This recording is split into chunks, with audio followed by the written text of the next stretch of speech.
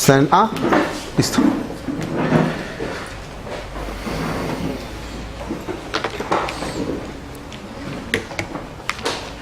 Hasta este momento, hermanos, llevamos 2 enseñanzas en el libro de Colosenses y hoy entramos a nuestro tercer sermón y estaremos abarcando en esta mañana versículos 9 al 11.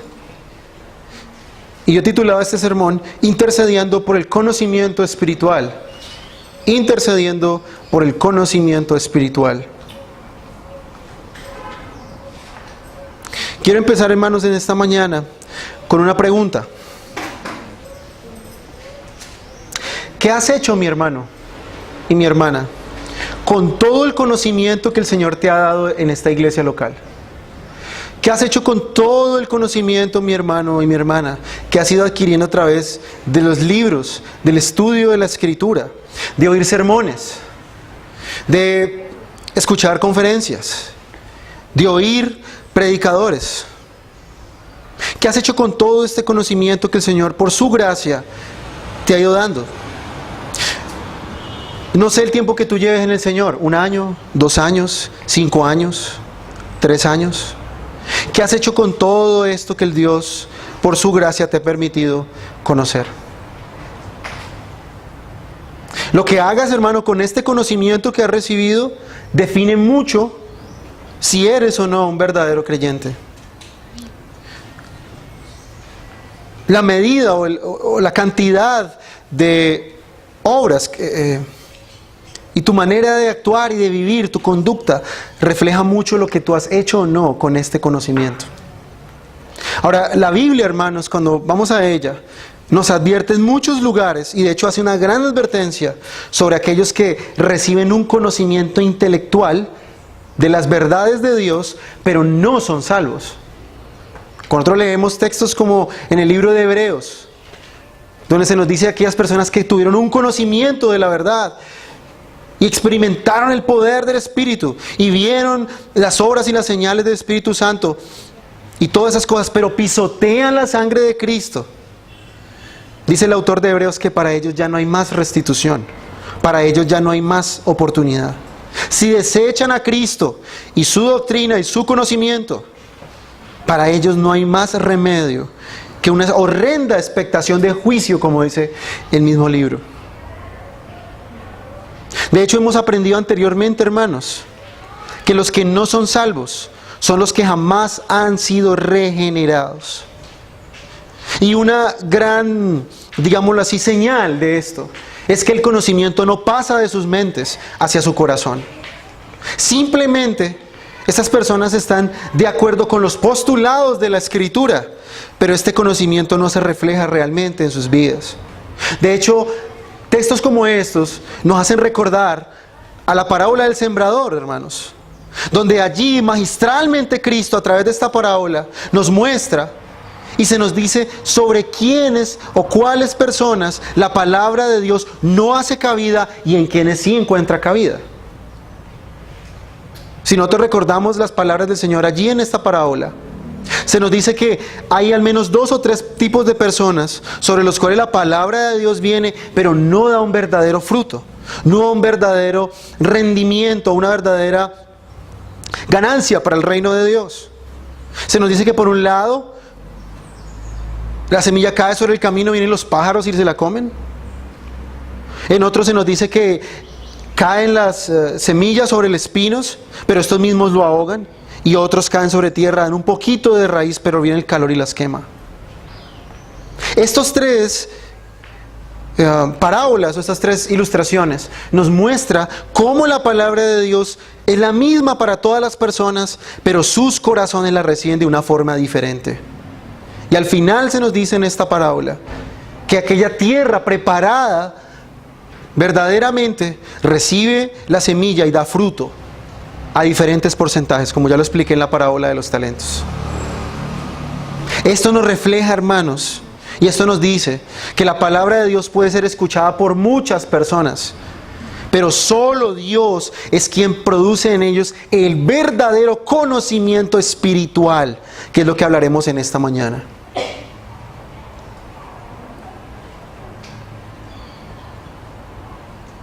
Por otro lado, hay personas, cristianos, que son verdaderamente regenerados, pero no crecen en el conocimiento de la verdad. ¿Qué pasaría, mis hermanos, si nosotros, siendo adultos, nos hubiésemos quedado solo con el conocimiento de la primaria? ¿Qué pasaría si hubiéramos estudiado solamente hasta primero o segundo de primaria? Tendríamos muchos obstáculos en la vida. ¿Qué pasaría si solamente aprendiéramos a leer nada más, pero no supiéramos sumar muy bien, ni multiplicar muy bien, ni dividir muy bien?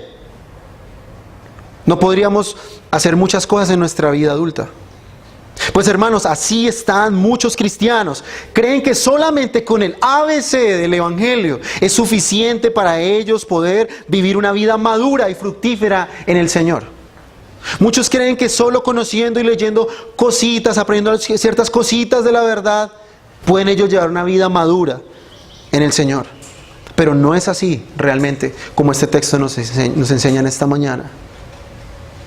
No es solamente con el ABC del Evangelio, con aquellas cosas básicas con las que nosotros podremos realmente dar fruto. De hecho, hermanos, en esta mañana mi propósito es que nos examinemos qué tanto del conocimiento o qué tanto en conocimiento espiritual estamos creciendo en nuestra vida cristiana. Porque esa es la oración de Pablo aquí. Pablo nos ha mostrado en los versículos anteriores un agradecimiento al Señor por la obra del Evangelio, pero ahora Pablo pasa a hacer una intercesión por los colosenses. Recordemos que Pablo no los conoce en persona. Pablo no los ha visto porque él está en la cárcel. Él solamente ha escuchado este reporte de Epafras y ahí en adelante él tiene una reacción con respecto a lo que él ha oído. Pero usted nota en el texto, en el verso 9, él dice, por esta razón. ¿Cuál razón? Toda la obra del Evangelio que vimos hace 8 días. Cómo Dios se está manifestando a través de la vida de los colosenses, a través de la expansión del Evangelio por todo el lugar, a pesar de que Pablo está en la cárcel. Y en tercer lugar, cómo Dios está usando a hombres fieles, esforzados como Epafras, para llevar este mensaje del Evangelio a muchos lugares, inclusive Colosas. Por esta razón, dice Pablo, por esto que está pasando, también nosotros, desde el día que Epafras me contó, desde el día que lo supimos, ¿qué hace Pablo? No hemos cesado de orar por vosotros. Noten ustedes cómo Pablo aquí no se contenta solamente con el hecho de que el Evangelio está orando. No solamente Pablo se contenta con el hecho de que los colosenses están dando fruto en fe, en Cristo y en amor por la iglesia, como debe darlo todo verdadero creyente, sino que Pablo, no contento con esto y deseando mucho más, empieza a orar por ellos. Noten ustedes cómo Pablo utiliza 3 palabras aquí. Dice, no hemos cesado de orar. En todas las oraciones que Pablo hacía en la cárcel, siempre tenía presente a los colosenses. Siempre oraba por ellos y rogaba por ellos. Ahora recordemos, hermanos, los colosenses estaban siendo conocidos por 2 cosas: la fe en Cristo y el amor entre ellos y otras iglesias. Y Pablo, aquí encarcelado, empieza a interceder por esta iglesia nueva. Unos creyentes que él nunca había visto, unos creyentes que venían de un contexto pagano, como muchos de nosotros.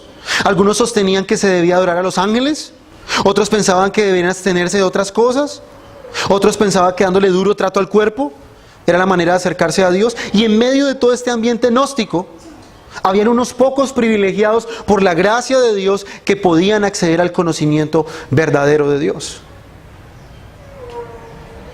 Entonces notemos, hermanos, que hay un peligro, había unas cosas que estaban ocurriendo en Colosas, pero aún así Pablo ora por ellos.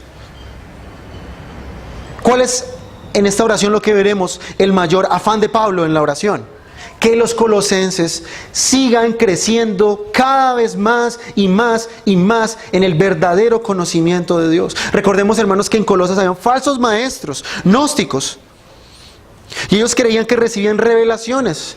En nuestro caso, ellos creían que a través de la adoración a los ángeles, ellos podían conocer realmente a Dios. Pero Pablo dice, no, voy a orar para que Dios les dé a ustedes un conocimiento verdadero de Dios. Por eso en esta mañana veremos 3 aspectos importantes en esta oración con respecto al conocimiento espiritual de Dios. 3 cosas que debemos entender para hacer un uso correcto, hermanos, del conocimiento que nosotros adquirimos de Dios todo el tiempo. Hermano, todo el tiempo estamos recibiendo más y más conocimiento de la verdad de Dios, pero casi que el 80, el 90% de este conocimiento no hace nada en nuestras vidas, hermanos. ¿Y por qué sabemos que no hace nada en nuestras vidas? Examinémonos la forma en que nosotros vivimos. La forma en cómo estamos viviendo en este momento refleja si la palabra y el conocimiento de Dios está afectando realmente nuestro corazón o no. Entonces noten ustedes cómo Pablo está supremamente preocupado y desea y ora para que estos hermanos conozcan más a Dios. Vamos a ver entonces en primer lugar nuestro primer punto y veremos los medios del conocimiento. ¿Cuál es el medio por el cual este conocimiento de Dios viene a los creyentes? Dice Pablo, no hemos cesado de orar por vosotros y de rogar que seáis llenos del conocimiento de su voluntad en toda sabiduría y comprensión espiritual. Notemos nosotros, hermanos, que el combustible de una vida cristiana saludable es el deseo por crecer en el conocimiento de la verdad de Dios. Y a pesar de esto, el solo leer la Biblia, el solo leer cosas, el solo tener literatura no es suficiente. La oración, hermanos, es el medio por el cual pedimos y obtenemos este conocimiento espiritual. Noten ustedes, hermanos, que hoy es la moda llenarnos de conocimiento, pero nada de oración, hermanos. Noten ustedes que Pablo aquí no les dice, bueno, les voy a mandar unos tomos de teología para que se sigan llenando del conocimiento de la voluntad de Dios. Les voy a escribir una teología sistemática para que ustedes puedan entender mucho mejor. No, hermanos. Pablo nos dice ahí que él comienza a orar para que Dios les dé este conocimiento. Ahora, no estamos diciendo que este conocimiento es un conocimiento místico. No, porque más atrás, en los versículos que examinamos hace 8 días, se nos dice que Epafras les enseñó el evangelio a ellos.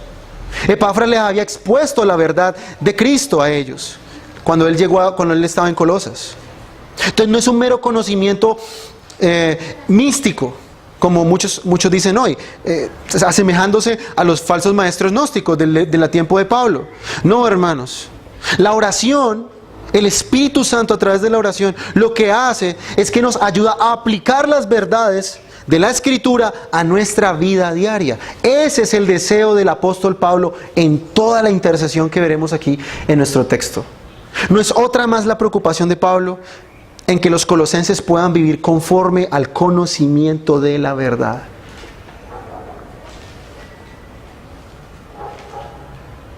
Ahora noten ustedes, hermanos, que Pablo está supremamente interesado en que los colosenses sigan creciendo. Recordemos que el reporte de Epafras decía que se escuchaba de ellos la fe y el amor por los creyentes. Para Pablo eso no es suficiente. Pablo quería que ellos siguieran conociendo más y más y más y más a Cristo. Esto nos habla, hermanos, que un cristiano debe anhelar y no hay techo para que un cristiano siga deseando y anhelando más y más conocer a Cristo, hermanos. Si usted tiene un conocimiento vasto en la teología, no es suficiente. Hay que conocer más y más y más a Cristo. Es el deseo de Pablo, que ellos sigan creciendo. Ahora, lo que estaban haciendo ellos agradaba verdaderamente a Pablo. Pablo estaba muy contento, estaba muy feliz. Pero para Pablo no es suficiente. Pablo sabía que el evangelio estaba siendo conocido en muchos lugares a través del testimonio de los colosenses, pero Pablo anhela que ellos sigan creciendo, sigan obrar de Dios en ellos.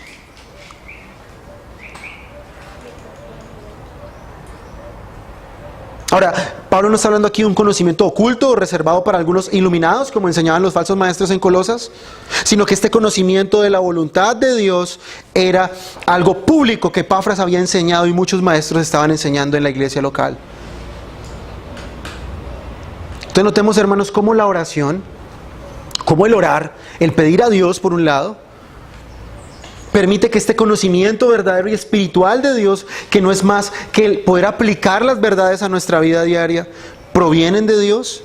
Y por otro lado, el conocimiento, obviamente objetivo de las Escrituras a través de los maestros que Dios ha provisto, son los medios, son los elementos que Dios utiliza para que este conocimiento venga a nosotros.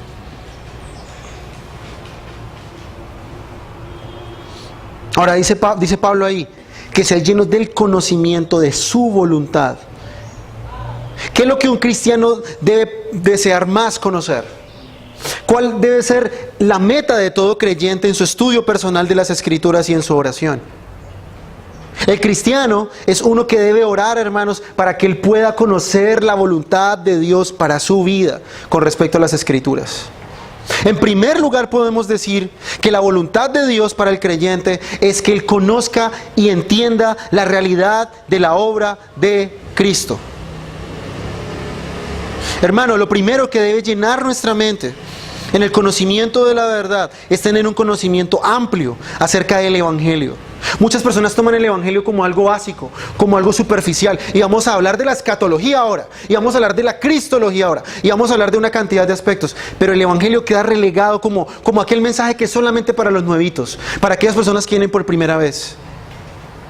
No, hermanos. Noten ustedes como dice Pablo en el versículo 27 del mismo capítulo 1. Dice, a quienes Dios quiso dar a conocer las riquezas de la gloria de este misterio entre los gentiles, que es Cristo en vosotros, la esperanza de gloria. ¿De dónde vendría esta esperanza de gloria? Del conocimiento de Cristo, de su voluntad. Noten ustedes capítulo 2, versículo 2, para que sean consolados sus corazones, unidos en amor, hasta alcanzar todas las riquezas del pleno entendimiento, a fin de conocer el misterio de Dios y el Padre y de Cristo. Está diciendo Pablo que el cristiano debe gastar su tiempo en estudiar la obra, como le cantamos ahora en Romanos, insondable, profunda y misteriosa del Evangelio. ¿Cuántos creyentes hay, hermanos, que no tienen ni claro el Evangelio, que no se lo pueden transmitir a otras personas? No son capaces de enseñar el Evangelio a otros. Y creen que ya pueden pasar a la escatología y pueden pasar a otros temas. Y no son capaces ni siquiera de argumentar de una forma lógica, de mostrar de una forma argumentada y lógica de las Escrituras el Evangelio. Entonces, este conocimiento de la voluntad de Dios, en primer lugar, se refleja en entender la realidad de la obra de Cristo. En segundo lugar, este conocimiento también abarca el comportamiento del cristiano en todas las situaciones. El cristiano debe entender, hermanos, debe asimilar que todo lo que él hace ahora no lo hace para sí mismo, sino lo hace para Dios. Por eso el enfoque de Pablo aquí es que los hermanos puedan entender y conocer mucho más la voluntad de Dios. La voluntad de Dios en el matrimonio, la voluntad de Dios con sus hijos, la voluntad de Dios en el trabajo, la voluntad de Dios con los hermanos, la voluntad de Dios con su familia en conversa, la voluntad de Dios en todos los aspectos de la vida del cristiano. Esto debe ser lo que más debe preocuparle a un creyente en su conocimiento. Cómo él debe actuar con los demás en el mundo. Ahora, ¿por qué se llama conocimiento espiritual? Porque el Espíritu Santo lo trae a los creyentes verdaderos. Es un conocimiento que viene del Espíritu Santo. Los no creyentes pueden saber algo con respecto a Dios y con respecto a muchas cosas de la vida cristiana. Pero el no creyente no puede entender por qué se necesita al Espíritu Santo morando en esta persona. Entonces noten ustedes que otra función del Espíritu Santo aquí, hermano, en nuestro texto, es dar un entendimiento espiritual de las verdades de Cristo.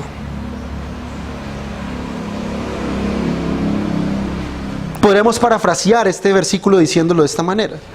Oro para que sepan qué es lo que deben hacer, mis amados colosenses. Es mi deseo que ustedes obtengan este conocimiento.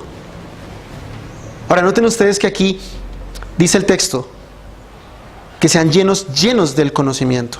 Aquí la palabra también es que tengan un pleno conocimiento.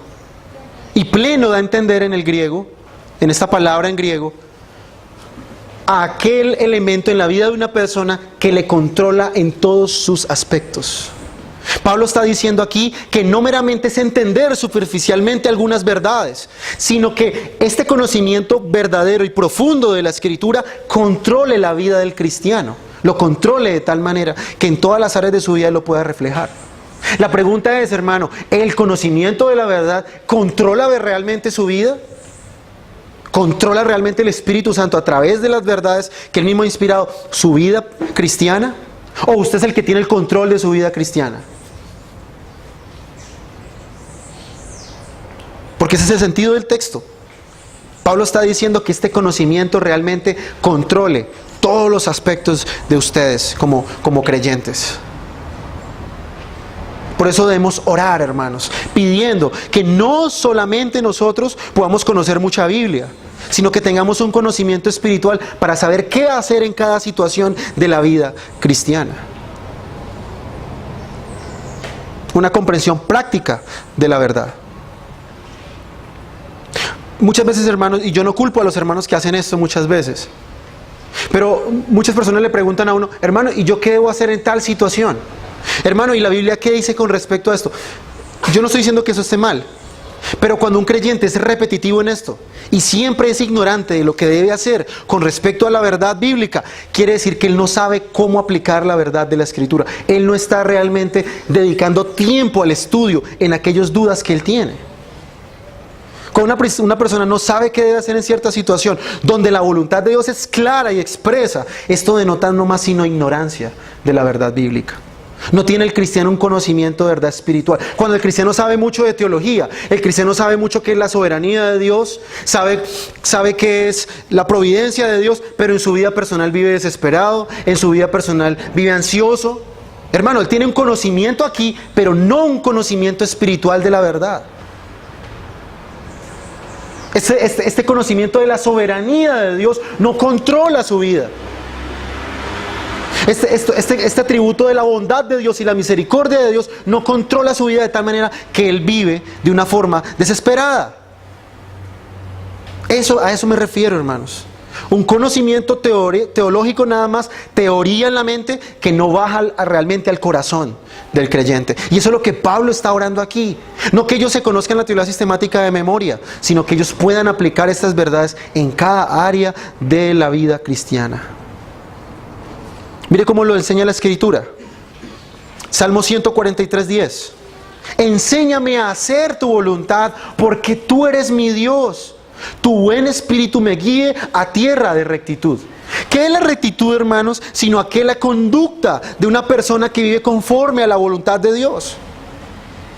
Eso es. El salmista aquí está orando a Dios que le enseñe a hacer su voluntad. No solamente que la conozca de memoria, sino que la haga. Y dice, tu buen espíritu me guía. Ahí está. Tu buen espíritu me guíe a tierra de rectitud. Requerimos la ayuda del Espíritu, mi hermano, para poder nosotros aplicar las verdades bíblicas a nuestra vida personal. El mero conocimiento, sin oración, no hará ningún efecto en nosotros, hermanos. ¿De qué sirve venir cada domingo, que usted escuche sermones toda la semana, si usted no ora por las cosas que aprende, hermano? Romanos 12:2. No os conforméis a este siglo, sino transformaos por medio de la renovación de vuestro entendimiento, para que comprobéis cuál sea la voluntad de Dios, agradable y perfecta.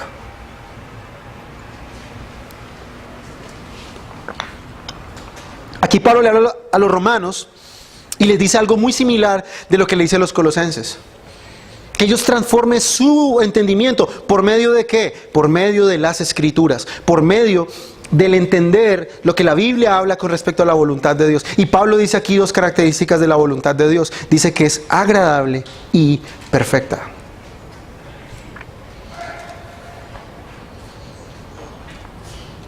¿Cómo podemos vivir una vida cristiana, hermanos, verdadera, si no tenemos un conocimiento de su voluntad? No podemos conocer nada de Dios sin conocer primeramente su voluntad.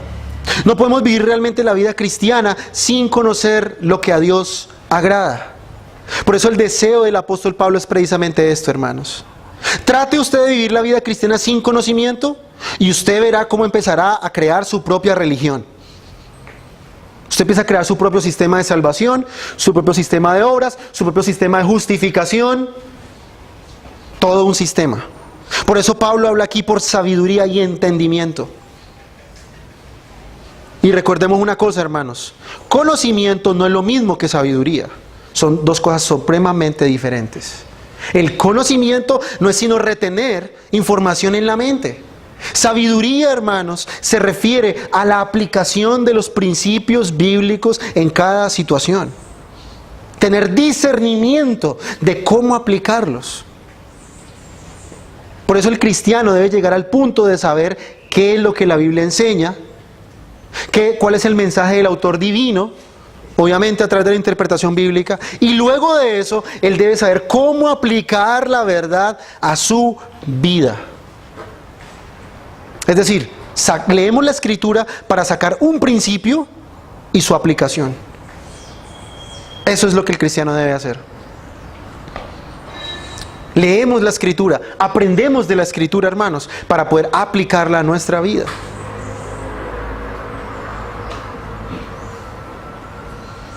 Y para eso requerimos de la oración. Porque mucho conocimiento, repito, no hace ninguna transformación en nosotros, hermanos. Porque conocer la soberanía de Dios no cambia nuestra ansiedad. Porque el conocer de la sabiduría de Dios no cambia nuestra reacción a las enfermedades o las tragedias, porque no estamos orando para que el Espíritu Santo aplique estas verdades a nuestro corazón. No aplicamos porque no oramos. Ahora, eso tiene otra aplicación también en este texto. ¿Cuántos de nosotros estamos orando por nuestros hermanos para que ellos también puedan dar fruto? ¿Cuántas veces somos tan egoístas que solo oramos por nosotros y no oramos para que Dios obre también en nosotros? Noten ustedes que Pablo está allí en medio de la cárcel preocupado por estos hermanos nuevos y desea Pablo que den verdaderamente fruto. Esto nos enseña que debemos orar por nuestros hermanos. Debemos orar para que no solamente Dios ore en nosotros, obre en nosotros, sino también en otros. Dice Matthew Henry: una mera noción vacía de las verdades más grandes de la Biblia es insignificante. El saberlas es insignificante. Nuestro conocimiento de la voluntad de Dios siempre debe ser práctico. Debemos conocerlo para hacerlo, dice Matthew Henry en su comentario a este texto. Debemos conocer para hacer. El problema es que nosotros nos quedamos solo en el conocer y no hacemos.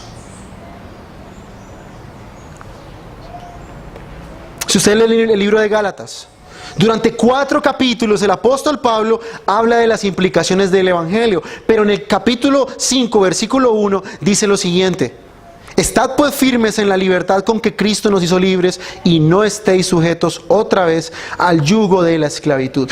¿Cómo sabemos la aplicación de todos los 4 capítulos de Gálatas? Pablo da la aplicación en el versículo 1 del capítulo 5. No vuelvan a estar atrás otra vez esclavos de hombres. Cristo los ha hecho libres. Pablo explica durante 4 capítulos cómo Cristo nos hace libres en Gálatas. Efesios, para dar otro ejemplo, 3 capítulos de Efesios y en el capítulo 4, versículo 1, Pablo da la aplicación. Yo pues preso en el Señor os ruego que andéis como es digno de la vocación con que fuisteis llamados. El apóstol Pablo siempre escribe sus cartas de esa manera. 3 capítulos de explicación, 1 capítulo, 2 capítulos de aplicación. Expone magistralmente la doctrina, luego Pablo nos enseña siempre las implicaciones. Usted lee en Romanos, capítulo 1 hasta el capítulo 11. Terminamos con esa doxología que cantamos ahora. Y del 12 hasta el 16 son las aplicaciones del Evangelio. Por ejemplo, capítulo 14.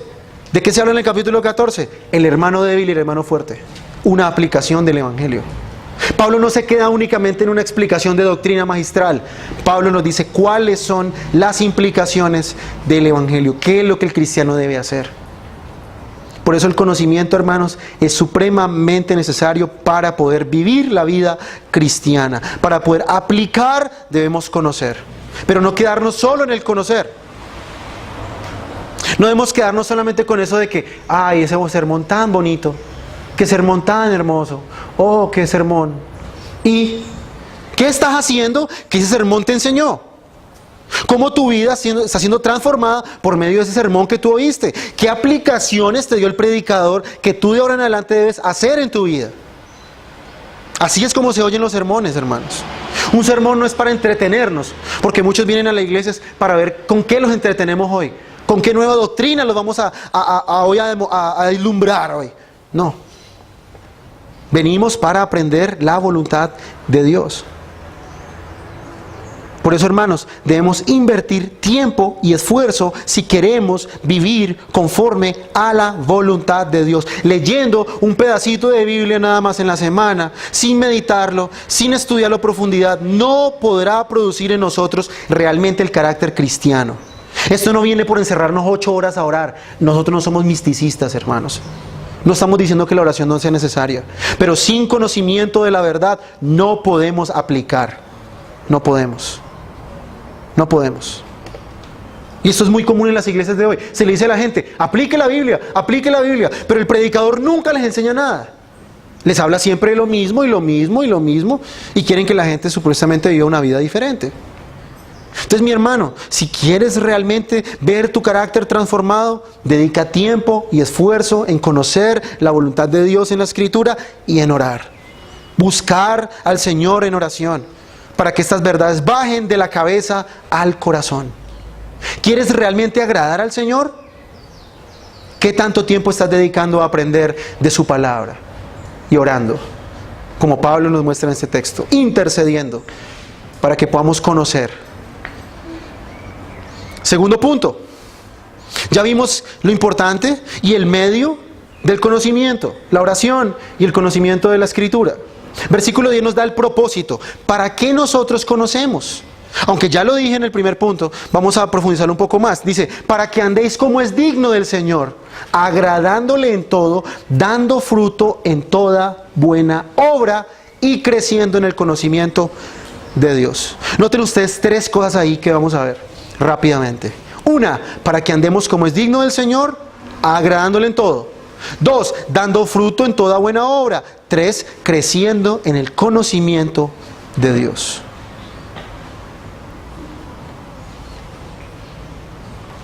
¿Qué pasaría si yo le pidiera a alguien aquí que hiciera un arroz con pollo, pero no sabe hacerlo? No conoce la receta. Muy probablemente la persona trataría de hacerlo, pero no quedaría ahí como la receta original porque no la conoce. Muchas personas quieren que los cristianos actúen de cierta manera, pero realmente los cristianos no saben ni siquiera ni tienen el conocimiento de verdad de qué es lo que ellos deben hacer. Por ejemplo, ¿cuántos de nosotros queremos que nuestros familiares se porten como cristianos, pero ellos no tienen el conocimiento de la verdad? No podemos exigirle a alguien que no conoce algo que lo haga. Ahora, como cristianos, noten ustedes, hermanos, que el texto nos resalta algo importante. Para poder agradar a Dios, debemos conocer su voluntad. Dice, agradándole en todo, para que andéis como es digno del Señor. Noten ustedes que los cristianos no pueden andar de cualquier manera. Pablo nos dice que el cristiano debe andar como es digno del Señor. Voy a poner un ejemplo aquí para dejar esto más claro. Dependiendo de la persona, y muchas veces dependiendo de la ocupación que tienen, uno espera que ellos se porten de cierta manera, ¿cierto? Vamos a poner aquí de ejemplo al hermano Andresi, con el permiso del hermano. Si él está en la policía, todo el mundo espera que él no rompa las leyes que él mismo dice proteger y servir, ¿cierto? No podemos ser o no podemos pedirle a él que actúe de una manera sabiendo que él es un servidor público, ¿cierto? Todo el mundo espera de él que sea un hombre íntegro, por ejemplo. Lo mismo de los cristianos. Pablo está diciendo aquí que a través de este conocimiento los cristianos deben vivir de cierta manera. Se espera que ellos vivan de cierta manera. ¿Qué manera? Dice Pablo.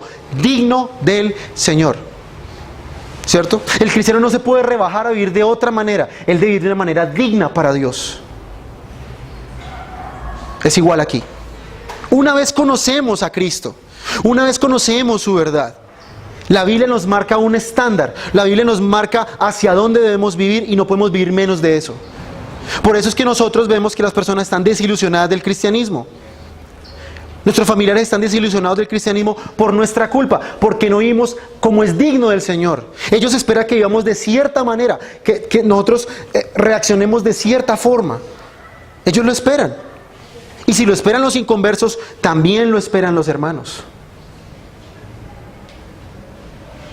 Por eso, hermanos, cuando nosotros sabemos que hemos de vivir de cierta manera, en cierto estándar, sabemos que de esa manera agradamos a Dios. Eso es lo que Pablo está diciendo. Entonces, mi hermano, Tú, al decir que eres cristiano, Dios espera de ti que tú vivas de cierta manera, que tú vivas a cierto estándar, no que vivas como cualquiera. Si tienes el conocimiento de Cristo, obviamente que debes vivir de esa manera, ya no puedes vivir de otra forma. Dios espera que vivas así. La iglesia espera que tú vivas de esa manera. No se puede menos que eso. En otras palabras, Pablo está diciendo que debemos vivir de una forma consistente con nuestra profesión de fe. Debemos vivir conforme a cómo nosotros recibimos este conocimiento. No puede ser que tenemos un conocimiento de la verdad, pero vivimos de otra manera. ¿Cierto? No podemos entender eso. Una incongruencia entre el conocer y el hacer. Por eso Pablo dice que debemos vivir como de la forma que es digna.